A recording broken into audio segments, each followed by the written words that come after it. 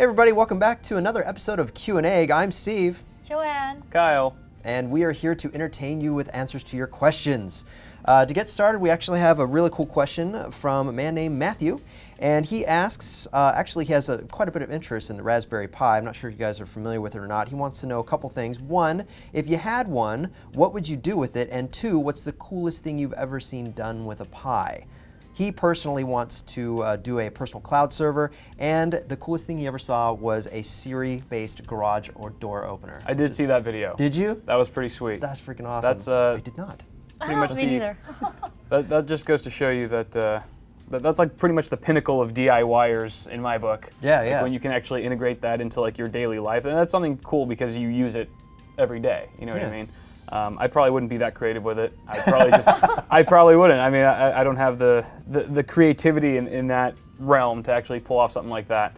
I'd probably just make it an HTPC out of it. Nice. But something that obviously using the Raspberry Pi is small enough to take with me anywhere. Because I have an HTPC right now, but it's in an SG05 from Silverstone, that chassis, which is an awesome chassis. But you know, it's kind of a smaller cube or whatever. But Raspberry Pi is like a fraction of that size. It's like a and credit so, card size. you know, exactly. So you know, we go on business trips and stuff, and it's always like that issue we run into where we get to the hotel room and we're like, all right, so what do we do? Are we gonna just play card games or something? It'd be nice to have like a little HTPC that could literally fit in the size or fit in your pocket that you can just bring anywhere and just watch movies through. So I love those Android on the sticks though. Those you are have really one of cool those, for don't that. you? Yes, those are really cool for that's that. exactly what I'm talking about. Yeah. Something like that, but just kind of, you know, make it your own. Make it totally personalized. Exactly. What about like a projector, adding a projector to it or something? That'd Could be you a do great that? idea too. Because like if you're going to like a business meeting, you know, and then you're like, oh, here's my PowerPoint slides or whatnot, and then like, let me just take it out of my pocket, and then, you know, That'd be get cool. it started. I think the people that make the Raspberry Pi should start releasing like accessories for it, like Yeah. little mini projectors, for example. I think that'd be pretty cool. That would be awesome. I mean, I know that the additional boards you can add to them, the add functionality, are really cool, and I'm not sure if they'll ever spend that much in it, because really it's all the learning, it's all the journey with one of those things. And I wasn't it the Goldfish Bowl, the motion tracking. Your motion tracking one? Yeah, that was probably the coolest thing I've seen done with one, just because I thought it was so funny.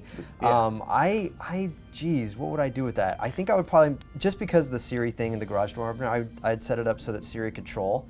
So I'd be like, Siri, troll Kyle, and it would just randomly send you troll text messages, like for me. That scares me because unlike most iPhone users, you actually use Siri all the time. Yeah. So my phone would be just keep getting blown up left and right, and I don't like that idea at all. Do you actually use Siri that much? I don't, because it gets like I guess 80-85%, you know, but sometimes I'm just like, sometimes I just like type because it's just, I mean, you know, much faster. Well, Steve uses it all the time. I mean, you're like, Siri, remind me to take a shower because I haven't taken a shower in 5 weeks. And I'm just like, wow, he's actually like using the technology that you're paying for. You know, like I get that. You know, I'm not a huge fan of people that buy expensive Apple products or any product for that matter, and they use 5% of the features. But you actually take advantage of most of what it offers. So Especially if I'm driving, it's just so much easier to have something else dictate for me while I'm trying to type something or whatever. I'll usually just chance it with one hand, like nearly like kill 5 pedestrians, man. I'm terrible.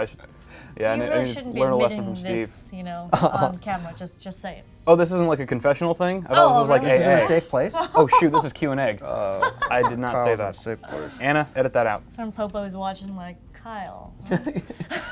Next question.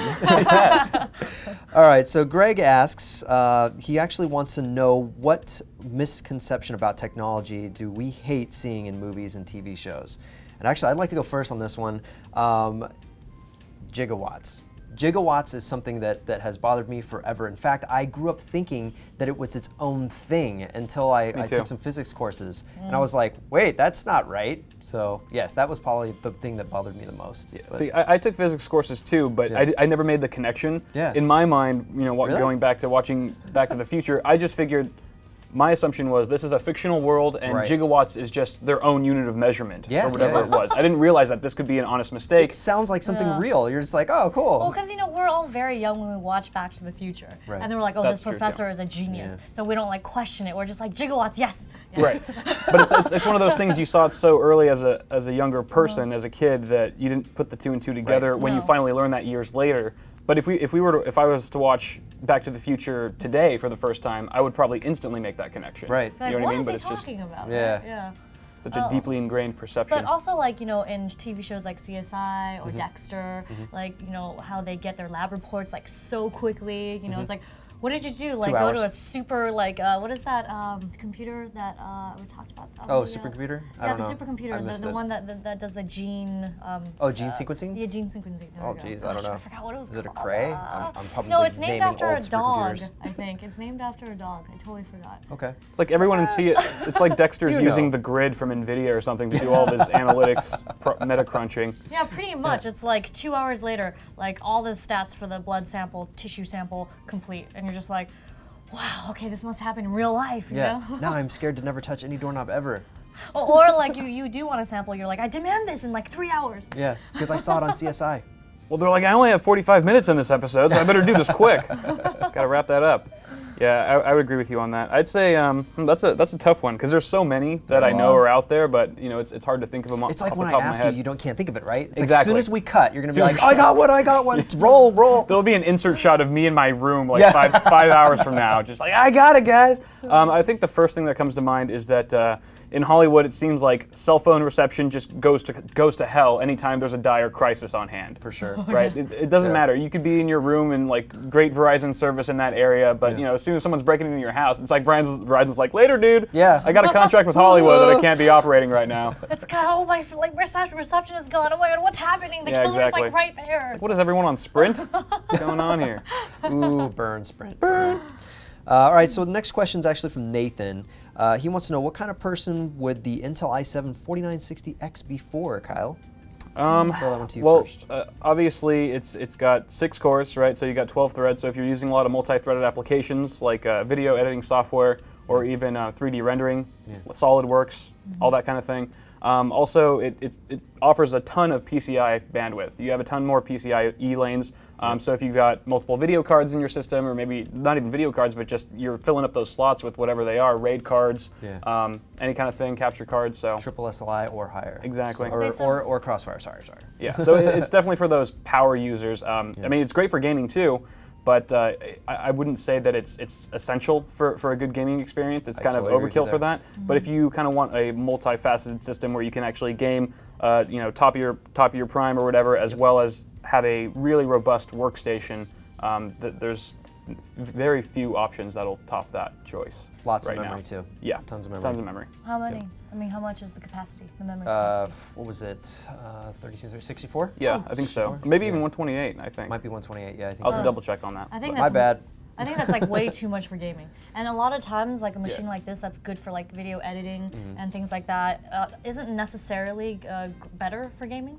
So sometimes you might go with, I believe, 4770, right? I like a 4770K, but you could also go with, what is it, 8350 from AMD. That's probably the top of the line black before the newest 9590. I think might be the newest big one. That's just the overclock version of the same core. So the next question actually comes from a man named Stephen W. He asked, why does Mr. Lam never make appearances on Newegg TV videos? But he did. Because he ugly. Yeah. No. He's a very attractive young man. Oh, yes. If I do say so myself. You'd like to kick that off, one of you two? Yeah, sure. Actually, he was here on the live stream yesterday. On the live stream, Titanfall. Titanfall live stream was awesome. Because I was like, Boo, you gotta play. It's so fun. Mr. Lam, you have to play. Did not want him to miss out on it. But yeah. Wait, but was the camera actually on him? Because he was in the corner, I know. Like, he wore a hat, trench coat, and sunglasses. You might pick him up in the corner somewhere. He was playing via a NVIDIA Shield. You barely can see him on camera, but he was there. Yeah, Mr. Lam's kind of a, for those of you who don't know, he's more of a reserved guy. He likes to keep to himself, and he's not huge in the public eye. He doesn't like being the center of attention in that kind of form. But if you put a video game in the mix, it's kind of like leaving a trail of Skittles in front of the camera, and he'll creep out of his little room and he'll peek his head out and be like, what game is this? And then he's not a golem. And at that point, he doesn't care. Jeez. Speak for yourself. Okay. But yeah, he's good times. Oh, but he also really does love he has mean figurines, right? Did you? Yes, he has his own YouTube channel where he so. also doesn't show his face, but at least you'll be able to hear him talk. And then see his hands, so. And then you can imagine what he looks like. Yeah, exactly. His voice paints the picture. Awesome. Okay. Anyway. Joanne's like, I don't know what else to say on this topic. I think that's probably going to wrap it up unless you guys have any other thoughts. Nope. Okay. Do you have any questions for the audience, Kyle? Joanne, go first. What? I Okay, think. so like my Titanfall has been downloading for like 2 days. Yeah. Yeah. But it'll be done tonight, so I can't wait to like play some more. I'm very excited. What's your origin name? It's just my name. It's just Joanne It's Food Lover? Joanne Chang. No, it's just like Oh. first name, last name. Oh, okay. Yeah, because I couldn't think of anything like I super. will. Kyle and I will add you, and Okay. we will play some Titanfall as soon shall. as Kyle Very cool. downloads it and If installs he gets it, I mean, if buys it's it. cool enough for him, yeah. I don't know. No, I really do want to get it. I've just been so swamped with work here and stuff on my own personal YouTube channel that I haven't had time to game at all. Like I haven't touched a game in like I don't even want to say how long. It's been a couple months since I've actually committed much time to a game, Stream. which is really sad. Yeah, the most gaming I did in the last like 3 months was yesterday at work, actually, for the Titanfall beta or for the Titanfall release. Nice. But that is, I will say, the first game in a while that I've actually been itching to buy. So I don't know if I'm going to buy it like right now today, but it's definitely on my list. And for those of you who pre-ordered, good job. Yeah. Yeah. 'Cause Pre-ordering the download was way Speed's faster. yeah. Steve pre-ordered it like 10 years ago. Yes. All right. Anyways, sorry you guys. We're getting off task here. We want to thank you guys so much for watching. Don't forget to subscribe to this and various other YouTube channels that we currently have, and we also have the live stream on Friday and another Yolk'd tomorrow on Thursday. So thanks again for watching, guys, and have a great day.